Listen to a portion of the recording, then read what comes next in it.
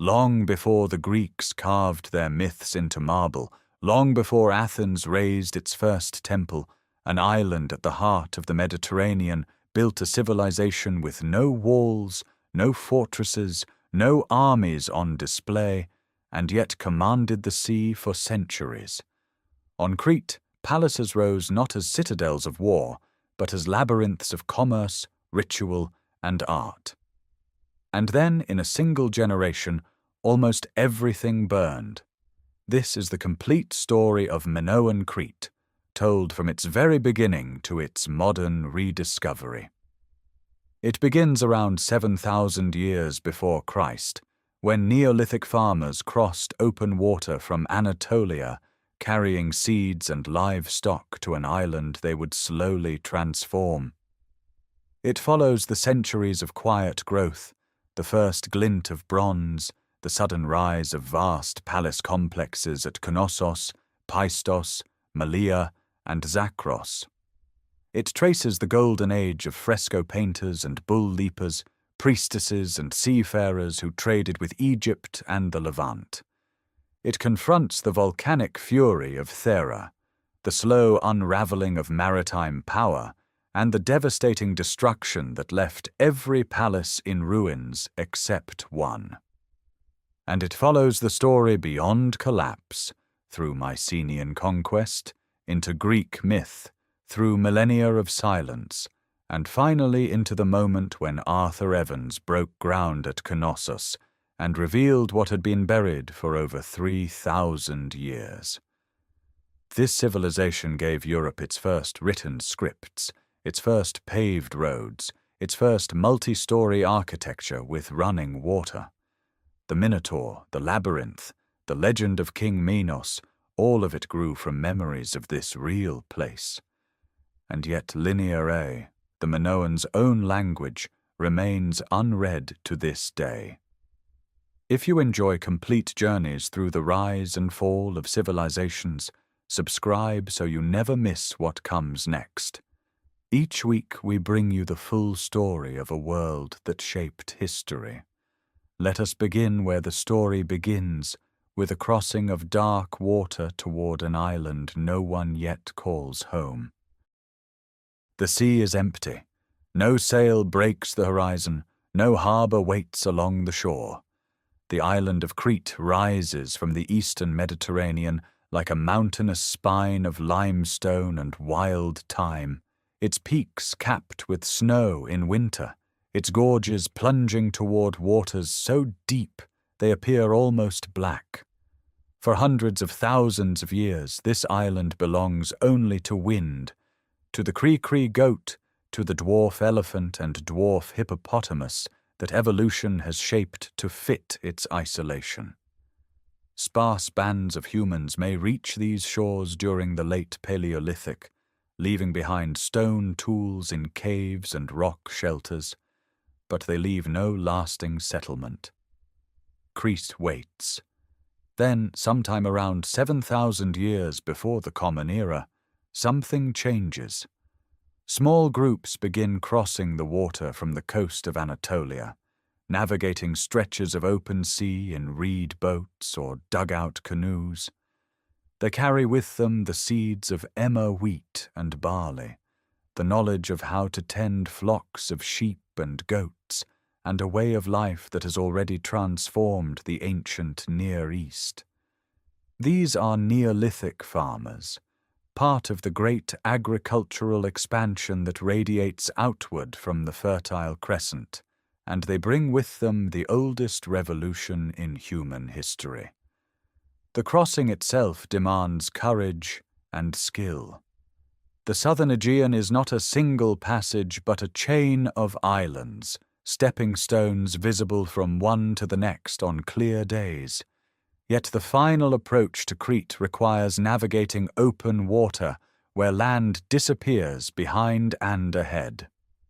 That these farmers attempt it at all speaks to pressure, ambition, or perhaps the deep human impulse to find new ground. They settle first in the north-central lowlands, where a low hill near a stream offers fresh water and fertile soil. This place will one day be called Knossos.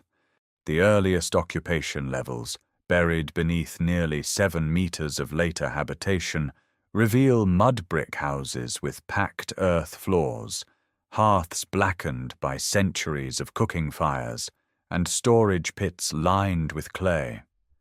The bones of domesticated sheep, goats, pigs, and cattle confirm that these settlers arrive not as explorers, but as colonists, carrying their entire agricultural economy across the sea. The crops they plant, emmer, einkorn, barley, and lentils, are Anatolian in origin, genetic proof of the migration's starting point. Centuries pass in rhythms dictated by planting and harvest. Villages spread slowly across the island. At Phaistos in the south, at Magasa in the east, small communities take root near springs and arable land. The population remains modest, perhaps a few thousand across the entire island, but it grows steadily. Obsidian blades appear in the archaeological record, volcanic glass not native to Crete, but sourced from the island of Melos, over 150 kilometers to the north. Even in these earliest centuries, the Cretans are seafarers, maintaining trade routes that connect them to the wider Aegean world. Pottery emerges gradually, at first crude and undecorated, shaped by hand without the wheel. Over generations, potters begin incising geometric patterns into the wet clay before firing. Zigzags, chevrons, stippled bands. These vessels store grain, carry water, and accompany the dead into simple burials beneath house floors or in nearby plots. The dead lie in contracted positions, knees drawn to chest, sometimes with a few stone tools or shell ornaments placed beside them. By the 5th millennium before the Common Era, the settlement at Knossos has grown into a substantial village, its mud brick houses rebuilt again and again on the same spot, each generation raising the ground level higher. The tell, the artificial mound created by millennia of continuous habitation, begins to take shape. Farming techniques improve. Terracing appears on hillsides, capturing rainwater and preventing erosion on slopes where wild scrub once dominated.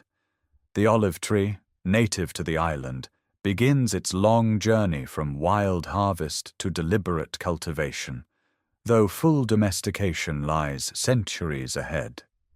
The landscape itself shapes the culture forming upon it. Crete is not a flat river valley like Egypt or Mesopotamia. It is mountainous, fragmented by gorges and upland plateaus, its communities separated by terrain that encourages local identity, even as the sea connects them to distant shores. The Great Mezara Plain in the south offers the island's richest farmland. The peaks of the Ida Range and the White Mountains rise above 2,000 meters, their caves already becoming places of shelter and perhaps of reverence. By the middle of the 4th millennium before the Common Era, nearly 4,000 years of continuous settlement have transformed scattered Neolithic hamlets into a network of established villages, their populations growing, their material culture slowly increasing in sophistication, their relationship with the sea deepening with every generation that launches a boat toward the northern horizon. Something new arrives on Crete in the centuries after 3,500 before the Common Era, not carried in seed baskets or herded on hooves, but pulled glowing from stone by fire. Copper, smelted from ore in crude furnaces, begins to reshape the island's material world. At first, the metal appears in small quantities, hammered into simple tools and ornaments, its greenish surface catching light in ways that polished obsidian never could. But by approximately 3,000 before the Common Era, Cretan smiths learn to alloy copper with tin, producing bronze, harder, more durable, capable of holding an edge that stone cannot match. Daggers emerge from workshop hearths with triangular blades and riveted handles. Chisels and awls follow. The age of metal has begun. The transformation is not merely technological. Bronze requires tin, and tin does not exist on Crete. Copper itself must be sourced in quantity, likely from deposits on the island, but increasingly supplemented by imports from Cyprus and the Cyclades. The need for raw materials accelerates maritime contact, and maritime contact accelerates everything else. The flow of ideas, artistic conventions, luxury goods, and the social ambitions of those who control their distribution. Along the northern coast, settlements grow at natural harbors. At Vasiliki in eastern Crete, a substantial community develops on a low hill overlooking fertile land, its potters producing a distinctive ware with mottled surfaces of red, brown, and black achieved through uneven firing, flames licking unevenly across vessel surfaces sealed with organic material, creating patterns that seem almost deliberate in their beauty. But it is in death that the new social order reveals itself most clearly.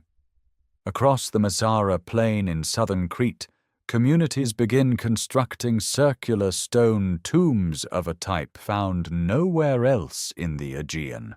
These tholos tombs, built with corbelled walls of rough limestone curving inward toward a roof that may have been completed with timber and thatch, serve not individuals but entire lineages across generations.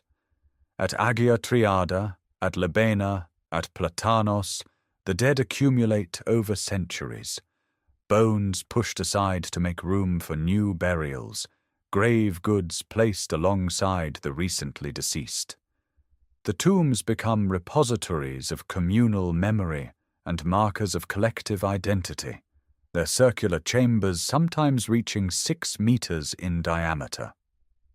The goods placed within these tombs chart the widening reach of Cretan connections.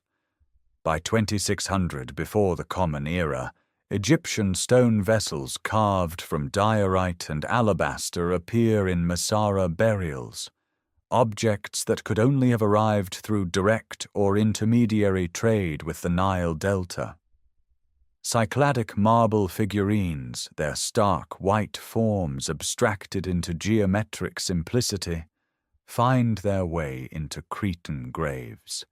Ivory, almost certainly from hippopotamus or elephant, is carved into seals and small ornaments. The island stands at a crossroads of exchange routes linking 3 continents. On the tiny island of Mochlos, just off Crete's northeastern coast, a cemetery of rock-cut tombs yields astonishing wealth: gold diadems with dotted decoration, gold leaf pressed into the shapes of flowers and eyes, delicate chains of interlinked rings. This is not the gold of a great empire, but the gold of an emerging elite, families distinguishing themselves through access to precious materials and the craftsmanship to transform them. Alongside the gold, seal stones appear, small carved gems of steatite and ivory pressed into clay to mark ownership or authenticate transactions. These tiny objects represent something profound: the beginning of administrative control, the impulse to record, to authorize, to claim. The settlements themselves grow more complex. Multi-room houses cluster along narrow lanes. Storage facilities expand to hold surplus olive oil and grain. At some sites, one structure stands larger than the rest, its rooms more numerous, its construction more ambitious, foreshadowing the monumental architecture that will soon follow. Craft specialization intensifies. Potters, metalworkers, seal carvers, and jewelers practice skills that require years of training, suggesting communities large and stable enough to support individuals who do not farm. By 2300 before the Common Era, Crete has become something it was not a millennium earlier. Its villages are becoming towns. Its dead are buried with imported luxuries that speak of connections spanning the eastern Mediterranean. Its smiths work bronze with increasing confidence.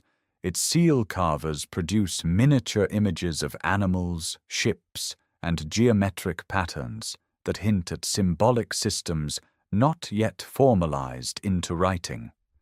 The island's communities remain distinct, their identities rooted in local landscapes and ancestral tombs, but a shared cultural momentum is building, a convergence of wealth, skill, ambition, and organizational complexity that presses against the limits of village life, straining toward something larger, something unprecedented on European soil. The convergence does not wait. In the 3 centuries between 2300 and 2000 before the Common Era, the island crosses a threshold from which there is no return, the threshold between village and state, between communal tradition and concentrated authority, between memory held in song and memory pressed into clay.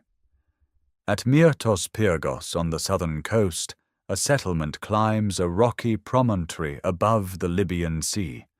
Its architecture reveals the shift. Where earlier Cretan villages consisted of loosely clustered single-room dwellings, Myrtos Pyrgos presents something different, a dense multi-room complex with interconnected corridors, dedicated storage chambers, and a large rectangular space that serves as a communal gathering area. The walls are built of rough limestone bonded with mud mortar, but the planning behind them is deliberate, almost urban. Staircases lead to upper floors.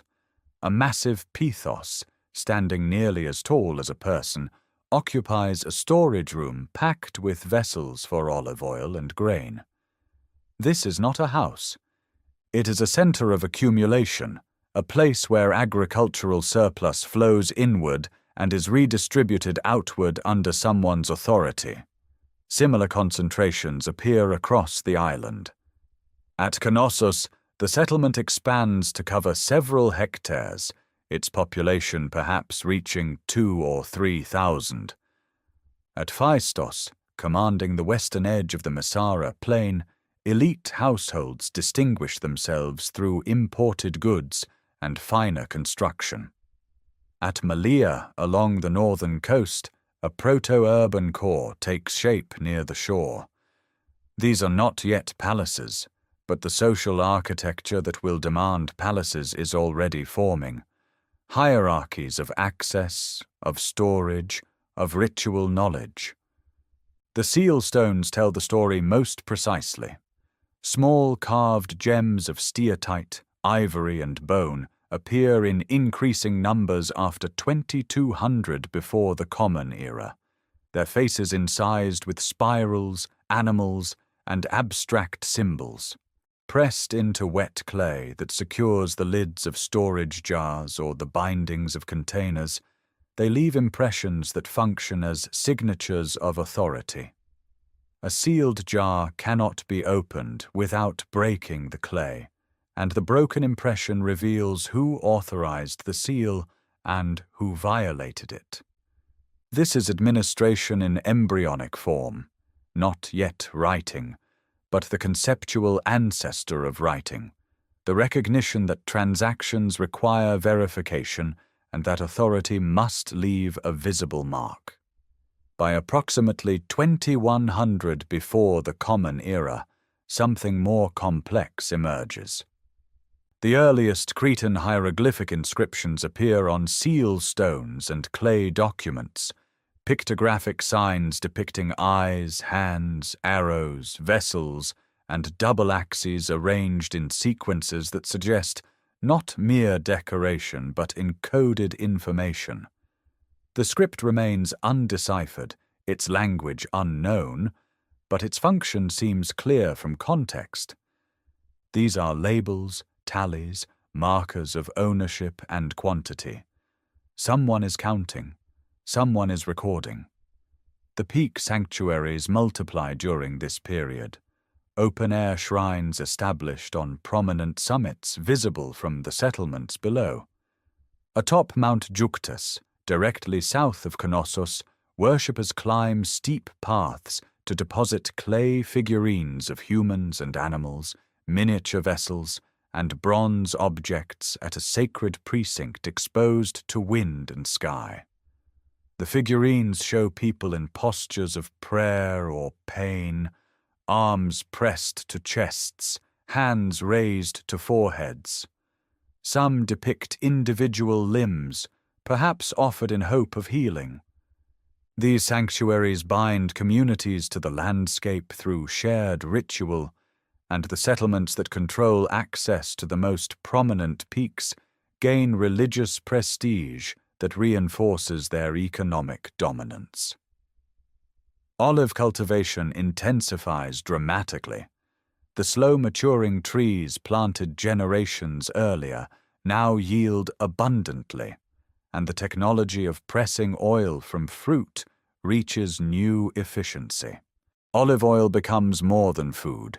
It is fuel for lamps, base for perfumes, medium for preserving goods, and above all, a storable, transportable form of wealth that does not spoil.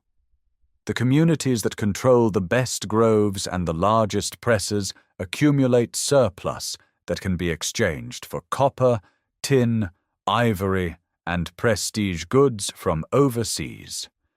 Craft specialization deepens. Potters at Knossos and Phaistos produce vessels of increasing refinement, their surfaces burnished or painted with geometric patterns. Metalworkers cast bronze tools with greater precision. Seal carvers achieve miniature artistry that demands magnification to fully appreciate. These are no longer farmers who also make pots. They are specialists supported by the surplus others produce. The island stands at the edge of transformation. Its largest settlements have outgrown the organizational capacity of kinship and custom. Its elites command surplus, control ritual, and mark their authority in pressed clay. The scripts are emerging, the storerooms are filling, the hilltop shrines bind territory to belief. Everything that a palace requires, centralized storage, administrative recording, religious legitimacy, craft production, and trade wealth, exists in scattered form across Crete by 2000 before the Common Era, waiting only for the architectural and political act that will gather these elements under a single vast roof. The act arrives within a single generation, sometime around 1950 before the Common Era, at Knossos, at Phaistos, at Malea, and likely at Petrus in the east. Construction begins on structures unlike anything the Aegean world has seen. These are not enlarged houses or fortified citadels. They are something entirely new, vast complexes of interconnected rooms, corridors, staircases, and open courts that gather under one sprawling roof every function the scattered settlements had performed separately for centuries. Storage, worship, craft production, administration, and ceremony converge into a single architectural organism. The palace age of Crete has begun. At Phaistos, the complex rises on a low hill commanding the western Mezara plain. A grand staircase of broad, shallow steps ascends from a paved lower court, wide enough for hundreds to stand and witness whatever rituals unfold above. The central court stretches open to the sky, oriented roughly north to south, its dimensions echoing those at Knossos, approximately 50 meters long by 25 meters wide. This proportional consistency across sites separated by mountain ranges suggests not coincidence, but shared architectural planning. a common blueprint rooted in ritual or cosmological principle. Around this court, rooms radiate outward in dense clusters, magazines for storage, workshops for artisans, small shrines with offering tables, and corridors that twist and branch in ways that will one day inspire the Greek word for labyrinth. At Malea, closer to the northern coast, the palace spreads across a gentler terrain. Its central court holds a remarkable object, a large circular stone table known as the Knossos, its rim carved with 34 shallow depressions arranged around a deeper central hollow. Whether these cups received offerings of grain, fruit, or liquid during ceremonies remains uncertain, but the stone's placement at the court's edge marks it as integral to palace ritual. Nearby, storage magazines line the western wing, their floors still holding the bases of massive clay storage jars. Pithoi, some standing taller than a person, their walls thick enough to preserve olive oil, wine, and grain through the long Mediterranean summer. The economy these palaces organize is redistributive. Agricultural surplus flows inward from the surrounding countryside, oil pressed from the groves that terrace every viable slope, grain harvested from the lowland fields, wool shorn from flocks pastured in the upland meadows. Palace administrators receive, record, and redistribute these goods, using seal impressions pressed into wet clay to track shipments and authorize transactions.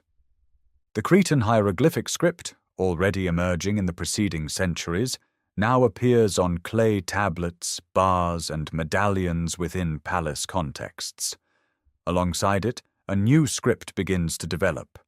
Linear A, more cursive, more efficient, better suited to the accelerating demands of bureaucratic record-keeping. Neither script has been deciphered, and the language they encode remains unknown, but their administrative function is clear from context. Inventories, receipts, allocations. From the palace workshops comes pottery of extraordinary refinement. Kamares ware, named for the cave sanctuary on Mount Ida where it was first discovered, represents a revolution in ceramic art. Potters throw thin-walled vessels on the fast wheel, then decorate them with elaborate polychrome designs, white and crimson spirals, petals, and abstract motifs painted over a lustrous black slip. The finest examples achieve an eggshell thinness that seems to defy the material itself. These vessels travel far beyond Crete. Kamares ware fragments appear in Middle Kingdom Egyptian contexts at Kahun and Abydos, confirming that the palace economy is not merely local, but connected to the wider Eastern Mediterranean through systematic maritime exchange. The palaces stand without fortification walls. No battlements crown their rooflines, no watchtowers guard their approaches. This absence speaks to a political reality difficult to reconstruct, but impossible to ignore. The island's palace centers coexist without evident military competition. Whether unified under the primacy of Knossos or bound by religious and kinship alliances, the protopalatial polities of Crete share a cultural coherence that renders defensive architecture unnecessary. The sea itself serves as the island's wall, and the fleet that crosses it carries not soldiers, but goods, ideas, and the administrative confidence of a civilization entering its first great flourishing. In the magazines, the pithoi fill. In the workshops, the wheels spin. On the clay tablets, the scribes press their signs into surfaces still damp, recording a world growing more complex with every passing season. The earth moves without warning. Sometime around 1700 before the Common Era, A seismic convulsion tears through the island of Crete with a violence that no human engineering of the age can withstand. The great palace at Knossos, its magazines stacked with oil-filled pithoi, its corridors alive with the traffic of scribes and artisans only hours before, shudders and folds. Walls crack along their foundations. Upper stories pancake downward, burying storerooms under tons of rubble. Wooden beams snap and ceilings collapse in cascades of plaster dust and shattered stone. At Phaistos, the grand staircase buckles. At Malea, the ceremonial Knossos stone vanishes beneath fallen masonry. At every palatial center across the island, the destruction is simultaneous and total, a single seismic horizon that modern excavators read in layers of crushed mud brick, toppled columns, and fire-blackened debris where oil stores ignite in the aftermath. The protopalatial world ends in a matter of minutes, yet what follows is not abandonment, not flight, not the slow dissolution of a shattered society retreating into subsistence. Instead, within a generation, the Minoans begin to build again, and they build on a scale that dwarfs everything that came before. The rubble of the old palaces becomes the foundation platform for new ones.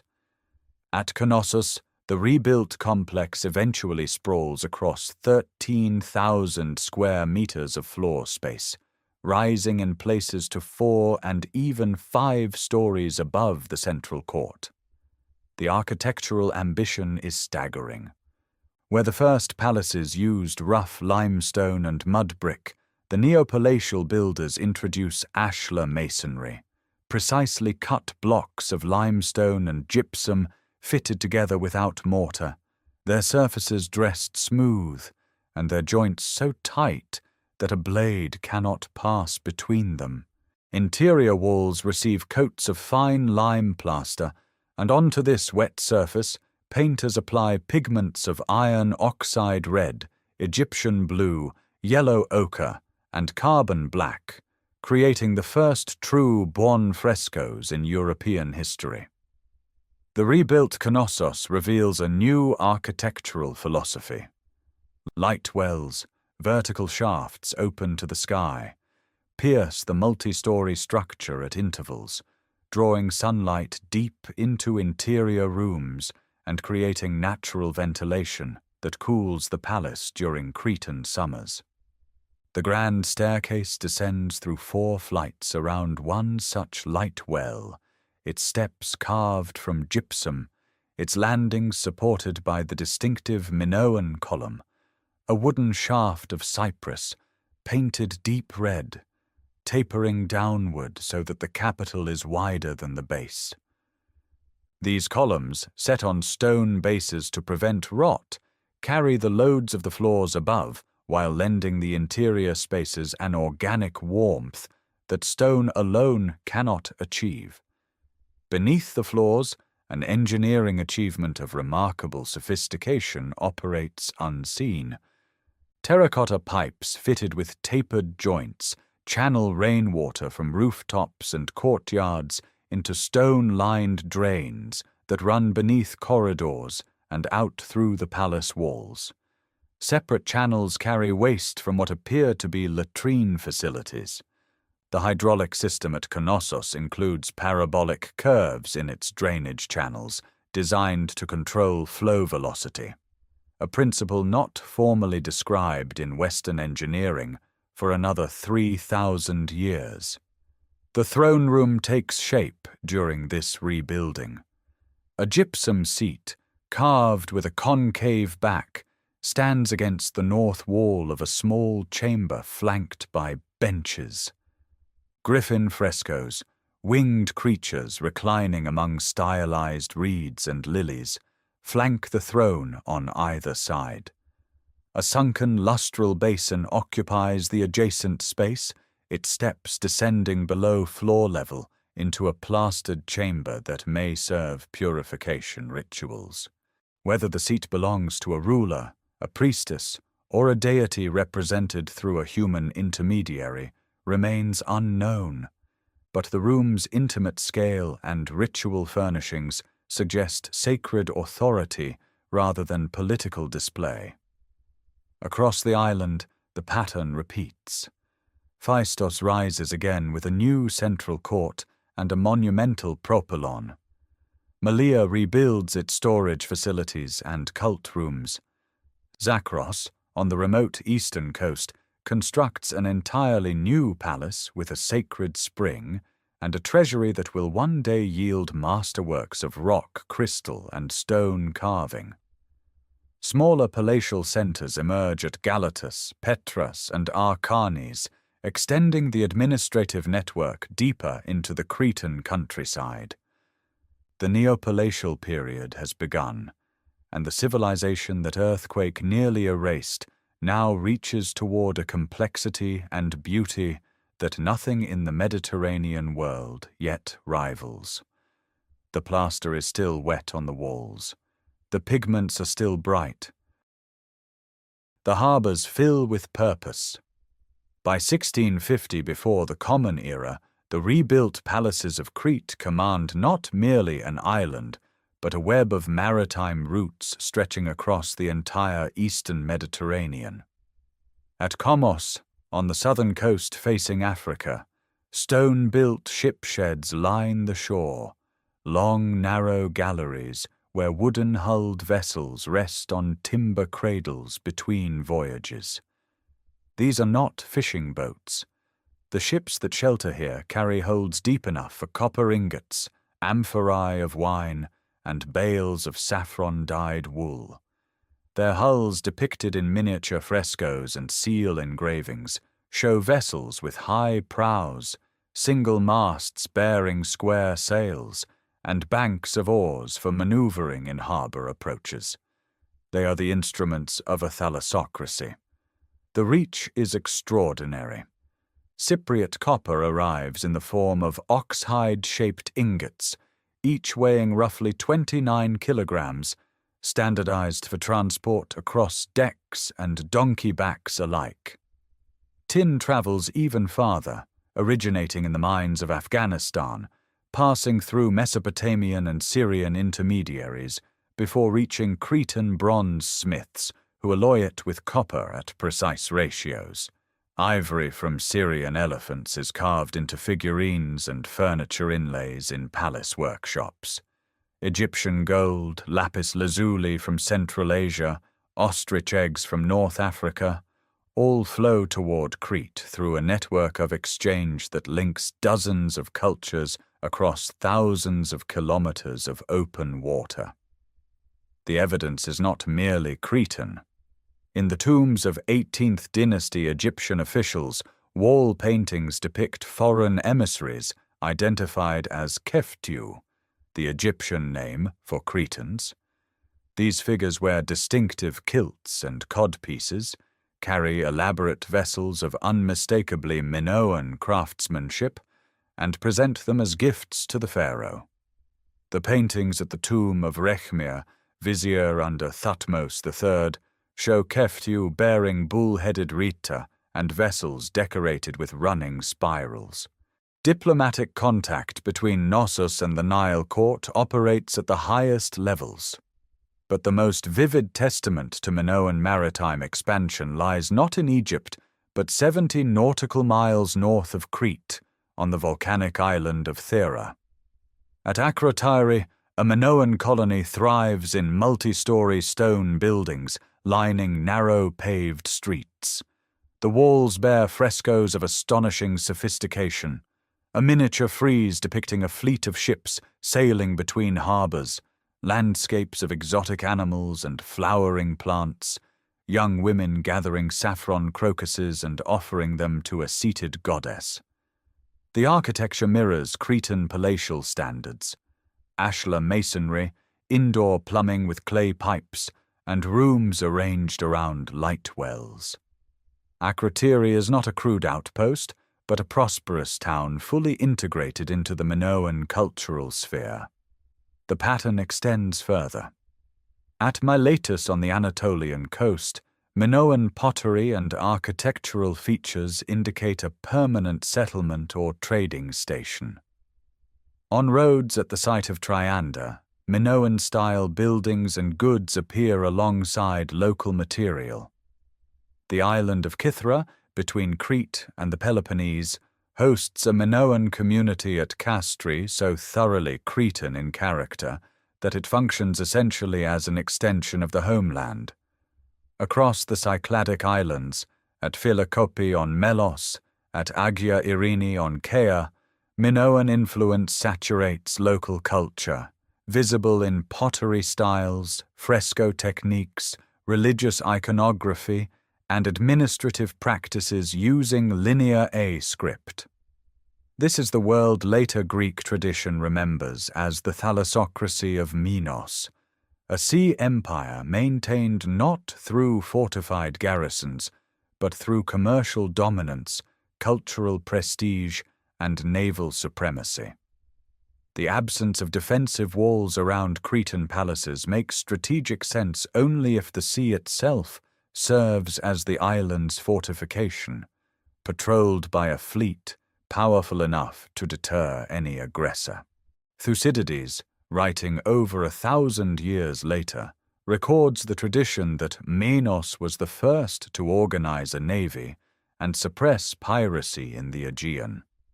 The wealth generated by this network is staggering. Palace storerooms at Knossos hold hundreds of massive pithoi capable of storing over 200,000 liters of olive oil, wine, and grain. The redistribution economy channels agricultural surplus and imported raw materials through palatial administration recorded on clay tablets in Linear A, a script that tracks commodities with meticulous precision even as its language remains unreadable. Seal stones pressed into clay stoppers authenticate shipments. Standardized weights ensure fair exchange. The system operates with a bureaucratic sophistication that rivals contemporary Egypt and Mesopotamia. The sea routes hum with traffic. Cretan ships ride the summer Meltemi winds southward to Libya and Egypt, return on spring breezes laden with gold and papyrus. The harbors at Amnissos, Poros, and Komos never fall silent for long. Crete sits at the center of the known world, and the known world comes to Crete. But the sea is not the only force that binds this civilization together. Above the harbors, above the palace courts, above the olive groves and the terraced vineyards, the mountains rise, and on their summits the Minoans meet their gods. More than 25 peak sanctuaries crown the ridgelines of Crete during the Neopalatial period, each one a place where the human world touches something older and vaster. The sanctuary on Mount Juktas, visible from the central court of Knossos itself, stands as the most prominent of all. Its summit altar, built from rough limestone blocks, receives a steady procession of offerings, small clay figurines of human limbs, torsos, and heads, each one a prayer made solid. A worshipper with a diseased leg leaves a clay leg. A mother fearing for her child leaves a clay infant. The votives accumulate by the thousands, pressed into crevices between stones, buried in ash from sacred fires that burn through the night. The wind carries the smoke across the peaks, and from below, the palace watches. The caves hold different mysteries. Deep inside the Dictaean cave at Psychro, in the Lassithi Plateau's eastern rim, bronze double axes and miniature weapons descend into the darkness as offerings. Stalactites drip into pools of black water, where bronze figurines of worshippers stand with one hand raised to the forehead in a gesture of reverence. The cave's upper chamber serves as the gathering space, but the lower grotto, reached only by descending slippery rock, is the true sacred precinct. oil lamps flicker against formations that resemble pillars and altars shaped by geological time. The Minoans do not build temples. The earth itself is the temple. Within the palaces, religion inhabits every corridor. The throne room at Knossos, with its gypsum seat flanked by painted griffins, winged creatures with eagle heads and lion bodies reclining among stylized reeds, functions not as a political audience hall, but as a ritual space. A sunken lustral basin beside the throne allows for purification rites. The entire chamber is intimate, almost claustrophobic, designed for small gatherings of initiates rather than public spectacle. Whoever sits upon that throne presides over ceremonies, not armies. The evidence points consistently toward female religious authority.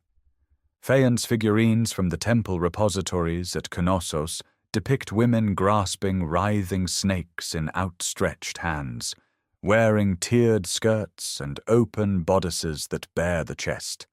Their posture is commanding, frontal, hieratic.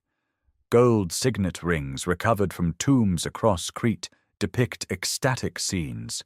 Women dancing beneath sacred trees, pulling branches in gestures of invocation, receiving divine epiphanies while seated on elevated platforms. Male figures appear in these scenes as attendants or worshippers, rarely as presiders. The priestess, not the priest, mediates between the human and the divine. The bull stands at the center of ritual life. In the central courts of every palace, young athletes, male and female alike, grasp the horns of charging bulls and vault over their backs in performances that blend sport, ceremony, and mortal danger. The bull-leaping fresco at Knossos captures the act in frozen motion. One figure seizes the horns, another arcs through the air above the animal's spine, a third lands behind. The sacred horns of consecration, carved from stone, crown every palace rooftop and altar. The double axe, the lebris, appears everywhere, incised on pillars, cast in bronze, carved into stone blocks, mounted on wooden handles in sanctuary niches. It is the supreme sacred symbol, and the word itself may give the labyrinth its name. Pillar crypts in the basements of palaces bear double-axe carvings on their central columns, and channels cut into the floor drain libations of wine, oil, or blood poured at the pillar's base. Trees enclosed within low walls receive similar devotion. The sacred landscape connects summit to cave to palace in a single integrated system. Peak sanctuaries for open-air communion with the sky, caves for descent into the chthonic realm, palace shrines for the daily maintenance of divine favor. No monumental temples stand apart from daily life. The sacred is woven into the architecture of living. Across the island, this ritual world pulses with quiet intensity. Rita, conical vessels carved from serpentine or shaped from clay in the form of bull heads, pour libations at altars. Offering tables receive fruit, grain, and honey. The scent of burning saffron drifts through painted corridors. Whatever theology governs this practice remains locked behind the undeciphered syllables of Linear A, but the material record speaks clearly enough. This is a civilization that builds no fortifications, yet maintains dozens of sanctuaries. Its deepest investments are not in walls, but in the sacred. And yet the sacred does not exist apart from the ordinary. It breathes through the same corridors where scribes sit cross-legged on stone benches, pressing sharp styluses into damp clay.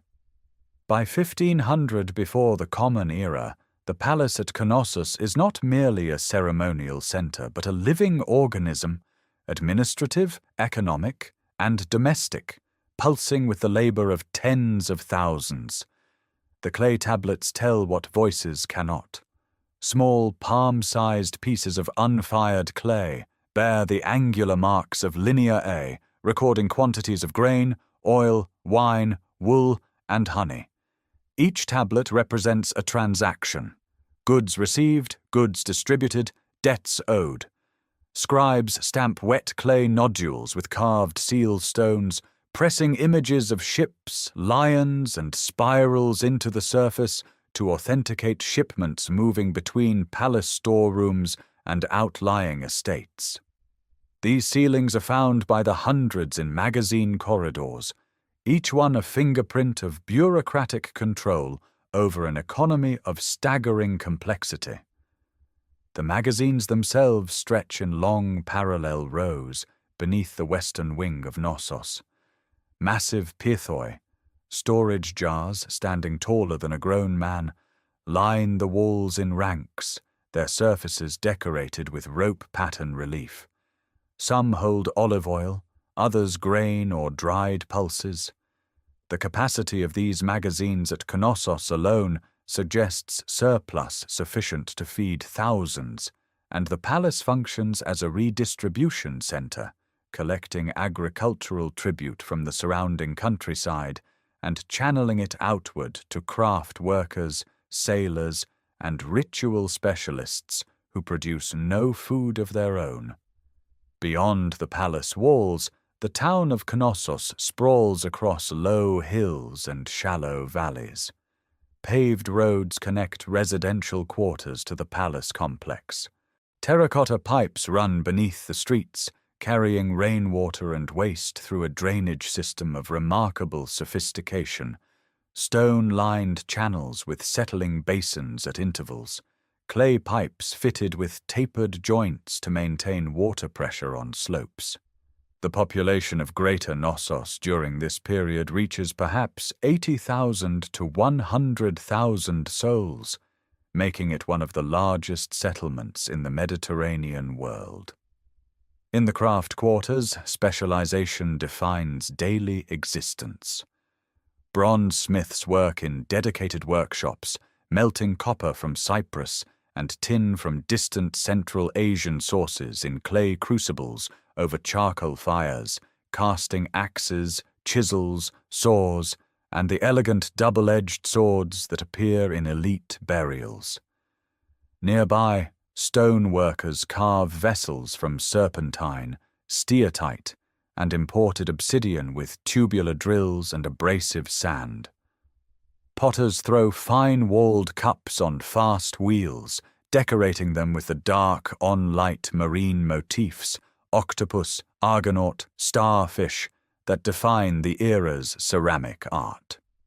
Textile production occupies entire wings of the palace economy. Hundreds of clay loom weights found in concentrated clusters mark the locations of large, upright looms where women weave wool into cloth. Linear A tablets record flocks of sheep numbering in the thousands, managed across the island's interior pastures. The wool is washed, carded, spun on drop spindles, dyed with saffron for yellow, murex shellfish for purple, and woven into the elaborately patterned garments visible in the frescoes. Open-bodiced dresses with flounced skirts for women, belted kilts and fitted codpieces for men. Farmers work the terraced slopes surrounding every palace and town. Olive groves cover the lower hillsides, their fruit pressed in stone-weighted beam presses that extract oil stored in the palace pithoi. Vineyards climb the warmer southern exposures. Emmer wheat and barley fill the valley floors. Dietary remains recovered from settlement deposits reveal a cuisine supplemented by lentils, figs, almonds, honey, fish, goat, and pork. The sea provides octopus, shellfish, and tuna caught from small boats that work the coastal waters. Sailors navigate larger vessels along established routes, south to Egypt, east to Cyprus and the Levantine coast, north through the Cycladic islands. These men spend weeks at sea, sleeping on open decks, steering by stars and coastal landmarks. Their cargo holds carry oil, wine, textiles, and finished metalwork outward, returning with copper ingots, ivory, Egyptian faience, and lapis lazuli from beyond Mesopotamia. The rhythm of these days is governed not by kings issuing decrees from thrones, but by the slow turning of seasons, the ripening of olives in autumn, the shearing of sheep in spring, the sailing season that opens each summer. The palace collects, records, stores, and redistributes. The scribes tally, the artisans shape, the farmers harvest. And through it all, the scent of olive oil and burning saffron drifts through painted corridors, where dolphins leap across blue plaster walls, and light falls through open wells into rooms that have never known darkness. The artisans who work within these painted corridors are producing something the ancient world has never seen. Between 1600 and 1450 before the Common Era, the workshops of Neopalatial Crete achieve a mastery of form and material that stands apart from every contemporary civilization, not through monumental scale, but through an intimacy with the living world that no Egyptian tomb painter or Mesopotamian cylinder carver has ever attempted. The technique itself demands precision. A plasterer applies a thin layer of wet lime to a prepared wall surface, and a painter works directly into this damp ground, pressing mineral pigments into the calcium carbonate before it sets. This is buon fresco, true fresco, and it allows no hesitation, no revision. Every brushstroke must be placed with certainty, while the plaster remains workable. The colors bond chemically with the wall itself, becoming part of the architecture. Egyptian blue, yellow ochre, red iron oxide, carbon black, and a white derived from calcium. These are the palette. And from these limited pigments, Minoan painters conjure scenes of astonishing vitality. On the east wing of Knossos, a great panel depicts bull leaping. 3 figures, 2 pale-skinned, 1 dark, grasp the horns and vault over the back of a massive charging bull rendered in mid-stride. The animal's body stretches across the composition with muscular tension, its hide mottled, its eye wild. There is no background landscape, no architectural frame. The action exists in pure space, suspended between ritual and athletics, between the sacred and the physical. Nothing in Egyptian art moves like this. Nothing in the Near East captures animal energy with such fluid confidence.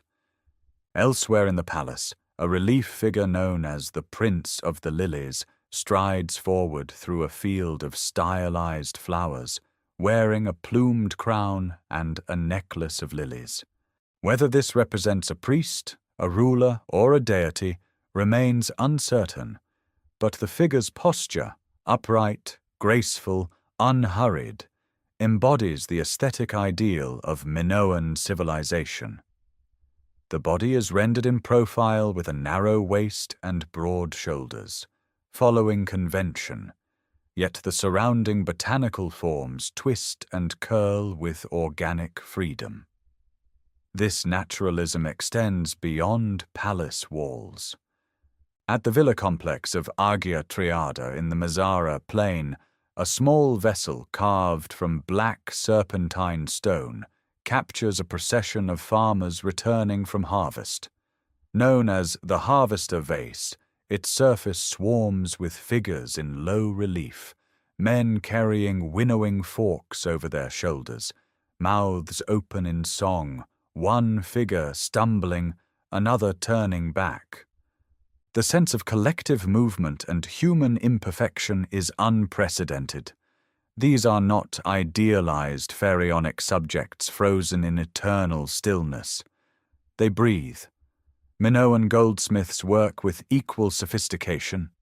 2 gold cups discovered at Varfeo near Sparta, almost certainly Minoan-made or Minoan-inspired, depict the capture of wild bulls.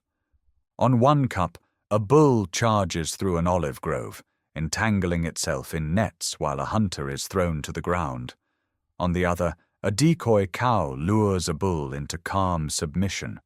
The gold has been shaped through repoussé, hammered from the reverse into 3-dimensional relief, then refined with chasing tools from the front. Tiny granules of gold, each smaller than a grain of sand, are fused to surfaces without visible solder, a technique requiring extraordinary thermal control. At the Palace of Zakros on Crete's eastern coast, a rhyton carved from a single piece of rock crystal catches the light. The vessel is perfectly transparent, its walls thin and even, its handle formed from crystal beads threaded on bronze wire. The labor required to grind and polish such an object from raw quartz, using only abrasives and hand tools, represents hundreds of hours of patient craft. Marine-style pottery from this same period wraps octopus tentacles around the curved surfaces of stirrup jars and flasks, the creature's arms reaching across the vessel as though the clay itself were ocean. Coral, seaweed, and triton shells fill the remaining space. The pot becomes a window into the sea. Miniature frescoes at Knossos and Akrotiri depict entire fleet processions, ships with painted hulls gliding past coastal towns rendered in extraordinary architectural detail, crowds gathered on rooftops, dolphins arcing through blue water between the vessels. These panoramic compositions compress vast landscapes into narrow bands of plaster, achieving a narrative scope that anticipates techniques not seen again for 1,000 years. What unites all of this work, fresco, gold, stone, clay, crystal, is a single animating principle. Minoan artists observe the natural world not as a backdrop for human authority, but as a force worthy of attention in itself. The octopus matters, the bull matters, the lily bending in wind matters, and in this attention lies something that separates Crete from every power surrounding it. But that attention, that reverence for the living world, is about to meet a force beyond any artist's capacity to render. Sometime around 1628, before the Common Era, the island of Thera, barely 100 kilometers north of Crete, tears itself apart. The signs come first. Earthquakes rattle the Cycladic settlement at Akrotiri in the weeks or months before the main event. The evidence is written in the architecture itself. Upper stories of buildings show hasty repairs, walls propped with timber, rubble cleared into streets. And then, absence. The rooms are emptied, storage jars removed. No human remains lie beneath the pumice. The inhabitants of Akrotiri flee before the final cataclysm, carrying what they can, abandoning frescoed rooms and painted floors to whatever comes next. What comes next is one of the largest volcanic eruptions in the last 10,000 years. The Theran eruption registers between 6 and 7 on the Volcanic Explosivity Index, ejecting an estimated 60 cubic kilometers of magma and ash into the atmosphere. The initial Plinian column punches through the stratosphere, rising perhaps 36 kilometers above the shattered island. Pumice rains down across the eastern Mediterranean. Deep-sea sediment cores recovered from the Aegean floor preserve a distinct tephra layer that traces the ash plume southeast across Crete, across the sea to Anatolia, and as far as the Nile Delta. Ice cores drilled in Greenland record a sulfuric acid spike, consistent with a massive volcanic injection of aerosols into the upper atmosphere, providing the radiocarbon anchor that places this event firmly in the 17th century before the Common Era. The island of Thera itself ceases to exist in its previous form. The magma chamber empties, and the caldera collapses inward, swallowing the volcanic cone and leaving the shattered crescent of islands visible today. Santorini's haunting basin of deep blue water, ringed by cliffs of layered pumice and ash hundreds of meters thick. Beneath this geological violence, the town of Akrotiri lies sealed in a tomb of volcanic debris, its frescoes of fleet processions and boxing children preserved in airless darkness for more than 3,500 years. But the eruption's reach extends far beyond Thera. The caldera collapse and associated pyroclastic flows entering the sea generate tsunamis of extraordinary power. Geological surveys along Crete's northern coastline have identified deposits of marine sediment and pumice carried inland at elevations consistent with wave heights estimated between 15 and 30 meters. The harbor installations at Knossos, the port serving Knossos, show destruction patterns consistent with massive wave impact. Coastal settlements along the northern shore, the very harbors from which Minoan merchant fleets launched their voyages to Egypt and the Levant, absorb the full force of these walls of water. The palaces themselves, set inland and at elevation, survive the immediate event. Knossos still stands. Phaistos still stands. But the infrastructure of maritime supremacy does not.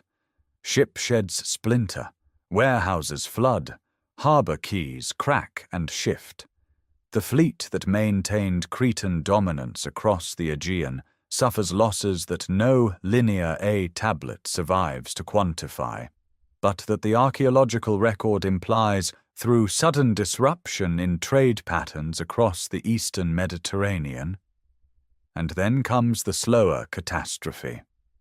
Volcanic ash settles across eastern Crete in layers thick enough to damage crops. The sulfur aerosols injected into the stratosphere scatter sunlight, triggering a period of climatic cooling detectable in tree ring records from bristlecone pines in North America and bog oaks in Ireland, a global signature of atmospheric disruption. On Crete, olive groves and vineyards suffer. The agricultural surplus that feeds palace economies and funds maritime trade diminishes. The redistribution system strains under reduced harvests. The civilization does not collapse. The palaces continue to function.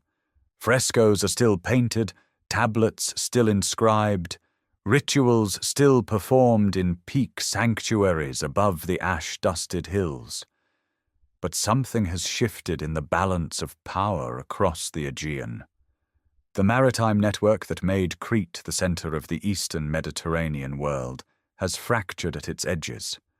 Colonies weaken, trade routes thin, and on the Greek mainland, behind the massive cyclopean walls of Mycenae and Tiryns, a warrior culture that has spent generations absorbing Minoan art, Minoan writing, and Minoan religion now watches the sea with different eyes. Those different eyes belong to a civilization that has been learning from Crete for generations.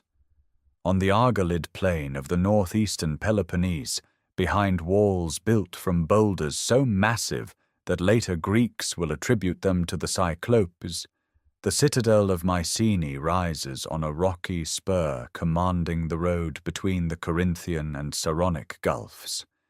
It is a landscape of fortification, of stone and bronze and martial ambition, and everything about it contrasts with the open, undefended palaces across the water.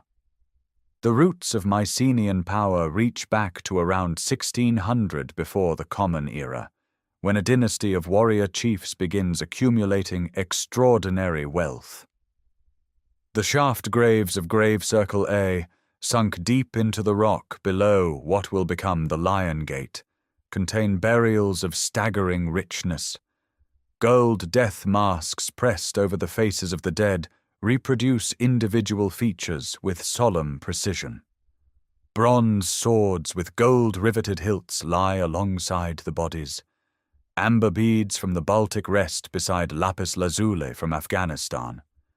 And everywhere, on dagger blades inlaid with niello, on gold cups, on carved ivory pommel caps, the artistic language is unmistakably Minoan. Lions chase prey through stylized landscapes. Marine creatures spiral across metalwork. The naturalism, the flowing line, the sense of organic movement, all of it flows from Cretan workshops or from mainland artisans trained in Cretan techniques. Yet the subjects shift. Where Minoan frescoes depict processions of offering-bearers, saffron gatherers, and leaping dolphins, the inlaid daggers from the shaft graves show hunting scenes of violent intensity. Lions attack warriors who brace behind tower shields. A wild cat stalks birds through papyrus marshes rendered with Minoan grace but Mycenaean appetite for predation. The aesthetic vocabulary is borrowed. The grammar of power is entirely original. By 1500 before the Common Era, Mycenaean citadels dominate the Greek mainland. Tiryns, Pylos, Thebes, Orchomenos, and Iolkos develop their own palace complexes, though none matches the labyrinthine sprawl of Knossos.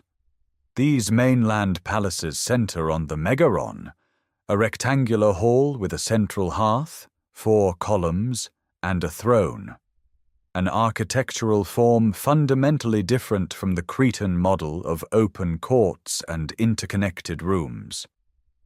The megaron speaks of a single ruler presiding over a hierarchical warrior aristocracy. The Cretan palace speaks of distributed ritual and economic authority. The Mycenaeans adopt Linear A and reshape it into Linear B, adapting the script to record an early form of Greek. They absorb Minoan religious symbols, the double axe, the horns of consecration, the sacral knot, and incorporate them into their own cult practices, though always alongside their own deities and their own emphasis on armed might. Mycenaean pottery begins imitating Minoan marine-style vessels, and Mycenaean merchants appear at trading posts across the eastern Mediterranean, sometimes alongside Minoan traders, sometimes replacing them. Evidence accumulates that Mycenaean presence on Crete itself grows in the decades after the Thera eruption. Mainland-style pottery appears in increasing quantities at Cretan sites. Burial practices at certain locations begin showing Mycenaean characteristics, warrior graves furnished with weapons, a custom foreign to traditional Minoan interment. At Knossos, administrative activity continues, but the wider network of Minoan maritime dominance has thinned. The colonies that once bound the Cyclades, the Dodecanese, and the Anatolian coast to Cretan authority now operate in a world where Mycenaean ships sail with growing confidence and Mycenaean ambition extends beyond the mainland. The fortified citadels of the Argolid watch the weakened sea lanes. The Cyclopean walls of Mycenae, fitted from limestone blocks weighing several tons each, enclose granaries, cisterns, and armories designed for siege. The Lion Gate, with its massive relief of 2 heraldic lions flanking a Minoan-style column, announces a civilization that has consumed its teachers' symbols and mounted them as trophies above a warrior's threshold. The column tapers downward in the Cretan fashion. The lions bare their teeth in a gesture that belongs entirely to the mainland. Crete remains wealthy, cultured, and productive. Its palaces still function. its artisans still create works of extraordinary beauty. But the island no longer commands the sea unchallenged. The balance has shifted, and the shadow lengthening across the Aegean carries the weight of bronze swords and boar's tusk helmets. The shadow falls swiftly, and it falls in fire. Around 1450 before the Common Era, within the span of perhaps a single generation, every major palatial centre on Crete except Knossos burns.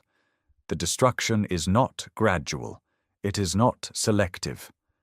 At Phaistos, the grand staircase that once channeled processions into the western court collapses into a layer of charred timber and shattered gypsum.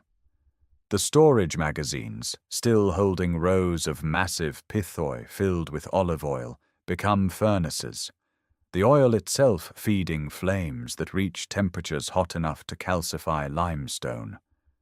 At Malea, the ceremonial Kurnos stone in the central court survives, but the administrative quarters around it are reduced to ash and rubble. The palace at Zakros, nestled in its eastern coastal valley, burned so completely that its archive of Linear A tablets bakes into permanence, preserving records that their scribes never intended to last. At Agia Triada, the elegant villa complex that served as a secondary administrative centre to Phaistos is gutted. Its frescoed walls crack and peel in the heat. Across the island, smaller centres and rural villas share the same fate.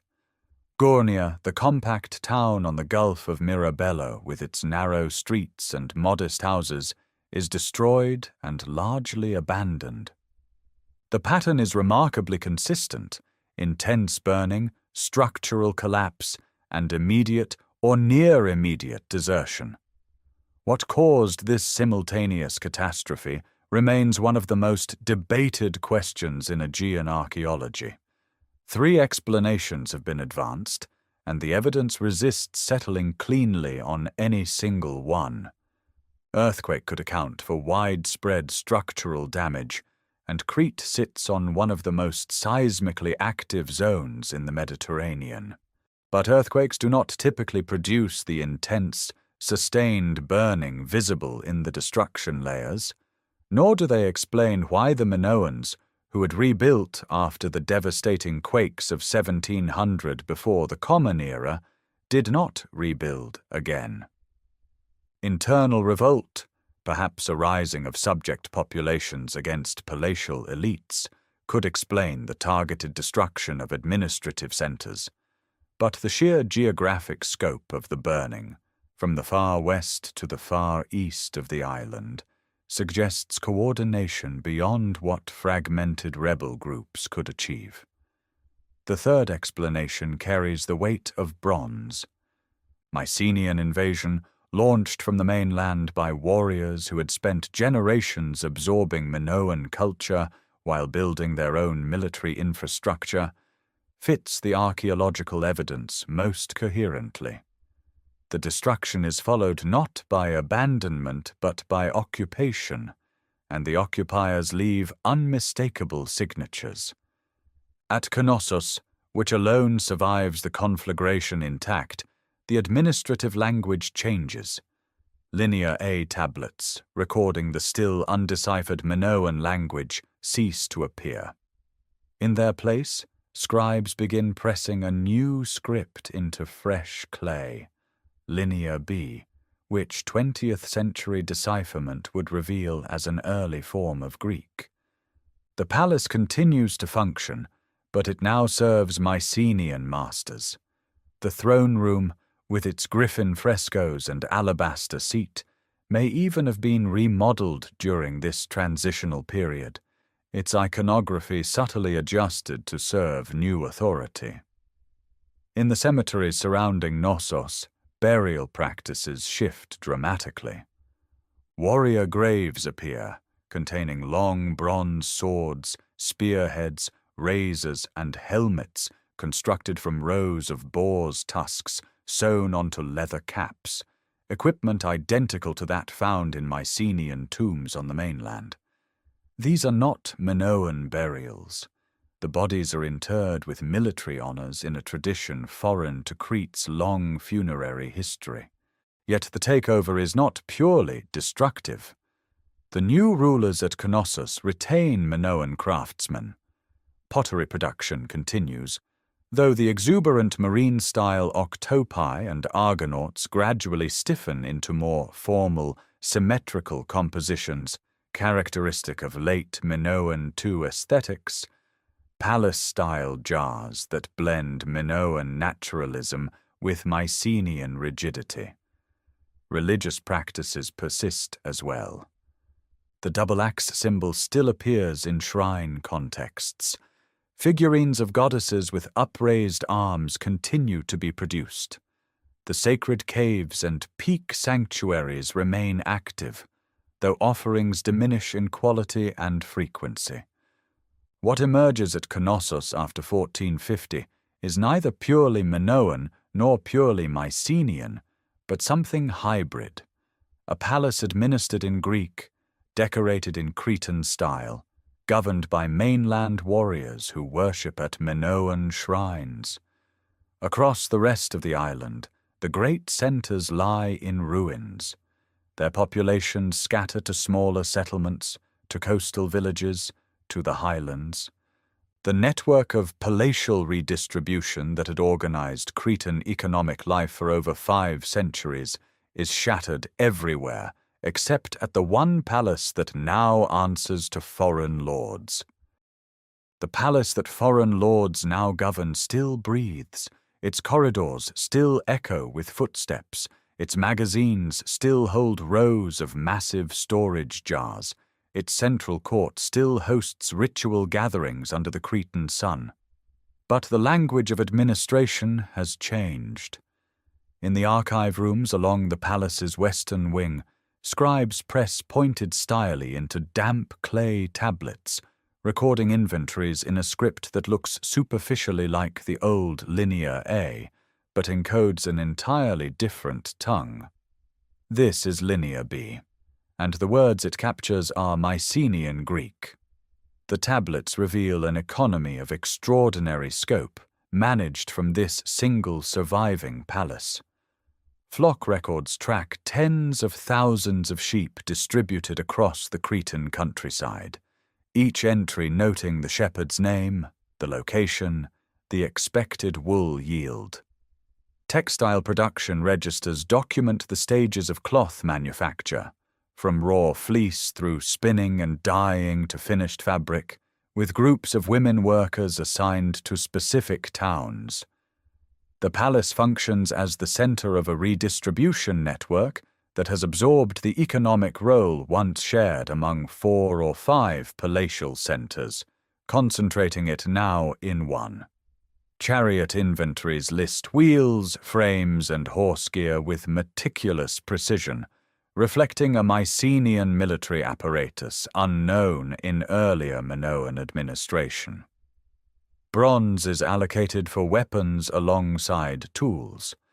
The warrior ethos of the mainland has embedded itself in the bureaucratic machinery of the island. In the cemeteries surrounding Knossos, new graves appear that would look at home in the Argolid, chamber tombs containing bronze swords, boar's tusk helmets assembled from dozens of curved plates, and bronze mirrors. These are the burials of a ruling class that fights, hunts, and feasts in mainland fashion. Yet the palace-style jars produced in Knossos workshops during these decades tell a more complex story. Their forms remain Cretan, their clay local, but their decoration merges Minoan naturalism with a new monumental formality. Marine motifs, octopuses, argonauts, seaweed, still appear, but rendered with rigid symmetry rather than the flowing spontaneity of earlier neopalatial work. The tentacles no longer writhe freely across the vessel surface. They are contained, ordered, disciplined into decorative zones. The aesthetic reflects the culture that produces it, Minoan skill directed by Mycenaean sensibility. Religious life at the palace maintains striking continuity. The throne room, with its stone seat flanked by painted griffins, continues to serve ceremonial functions. Offerings recorded in Linear B tablets include honey, oil, wine, and grain dedicated to deities whose names appear in forms recognizable to scholars of later Greek religion. A goddess who may be an early form of Athena, another associated with Poseidon. The Minoan sacred landscape persists beneath a Greek-speaking administration, its rituals absorbed rather than abolished. This hybrid world endures for roughly 75 years. The palace at Knossos operates as the sole remaining center of palatial civilization on Crete, governing an island whose other great complexes lie in charred ruins. The administrative reach documented in the Linear B tablets extends across much of central and western Crete, though eastern regions appear less firmly controlled. Then, around 1375 before the Common Era, fire comes to Knossos for the last time. The conflagration is massive. It burns hot enough to bake the clay tablets in the archive rooms, inadvertently preserving them for over 3,000 years. The gypsum paving cracks and calcifies in the heat. Wooden columns and ceiling beams collapse into the rooms below, bringing upper stories crashing down onto ground floor magazines. The destruction is thorough and final. Whether this fire results from enemy attack, internal uprising, earthquake followed by uncontrolled burning, or some combination of causes remains uncertain. Some scholars have argued the final destruction belongs to a later date, around 1200 before the Common Era, placing it within the broader Bronze Age collapse. But the weight of archaeological evidence, pottery styles, stratigraphy, the tablets themselves, points most strongly to the late 15th or early 14th century. No one rebuilds. The ruins of Knossos stand open to the weather, their painted walls flaking, their courtyards filling with wind-blown soil and fallen masonry. Squatters occupy corners of the vast complex for a time, leaving humble cooking pots amid the rubble of grand halls. But the age of palaces on Crete is finished. The administrative system, the centralized economy, the scribal tradition, the monumental architecture, all of it ends in this single catastrophic burning. The clay tablets, fired hard by the very flames that destroyed the civilization they recorded, lie buried beneath the debris, waiting. The island does not empty. It contracts. In the decades after the final burning of Knossos, sometime in the late 14th century before the Common Era, the population of Crete withdraws from the grand coastal plains and the ruined palace centers into smaller, quieter settlements scattered across the landscape. Some communities persist near the old sites. At Knossos itself, a modest town grows among the rubble, its inhabitants reusing fallen ashlar blocks as foundations for simple houses. At Phaistos, at Agia Triada, at Chonia, reduced populations carry on, their pottery still bearing echoes of earlier Minoan forms, but rendered now with less precision, less ambition, less color. The late Minoan III period, spanning roughly from 1375 to 1100 before the Common Era, is not a void. It is a long, slow exhalation. The centralized redistribution economy that once funneled olive oil, grain, wool, and bronze through palace storerooms has vanished. No scribes press reed styluses into wet clay. No administrators seal storage jars with carved gemstones. The literacy that Linear A and Linear B represented disappears entirely from the island. In its absence, communities organize themselves at the local level. Village headmen, family networks, small-scale agriculture feeding small-scale populations. Yet Minoan religious practice endures with remarkable tenacity. In shrines at Gazi, Gornia, Khania, and Karfi, terracotta figurines of a goddess with upraised arms appear in numbers that suggest not decline, but intensification of devotion. These figures, cylindrical in body, crowned with birds or horns or poppy capsules, stand sometimes half a meter tall in bench-lined rooms that serve as communal sanctuaries. The double axe still appears as a sacred symbol. Horns of consecration, rendered now in rough clay rather than carved stone, still mark sacred precincts. Whatever theological framework the Minoans constructed over centuries of palace civilization, its core survives the collapse of the institutions that once housed it. The wider Mediterranean world is fracturing. After 1200 before the Common Era, the great Bronze Age civilizations fall in rapid succession. The Hittite Empire collapses, Ugarit burns, Egypt barely survives the onslaught of the Sea Peoples. Mycenaean citadels on the mainland, Mycenae, Tiryns, Pylos, are destroyed or abandoned. International trade networks that once carried copper, tin, ivory, and gold across thousands of kilometers disintegrate. On Crete, this broader collapse accelerates a process already underway. Populations shift decisively toward defensible highland locations, abandoning vulnerable coastal settlements for sites perched on ridge lines and mountain saddles. Karfi stands as the most vivid example.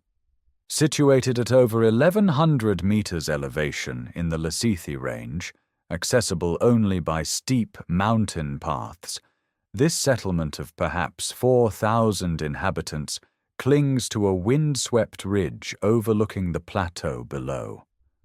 Its houses are small, built of rough fieldstone with packed earth floors. Its streets are narrow and irregular. There is no central court, no grand staircase, no gypsum paving. But there is a shrine, and in that shrine the goddess with upraised arms still presides, her painted eyes gazing out over offerings of simple pottery and clay animal figurines. The pottery itself tells the story of cultural attenuation. Sub-Minoan ware, produced in the 11th century before the Common Era, retains the shapes of earlier vessels, stirrup jars, kai-likes, deep bowls, but the decoration has simplified to basic bands, wavy lines, and crude geometric patterns.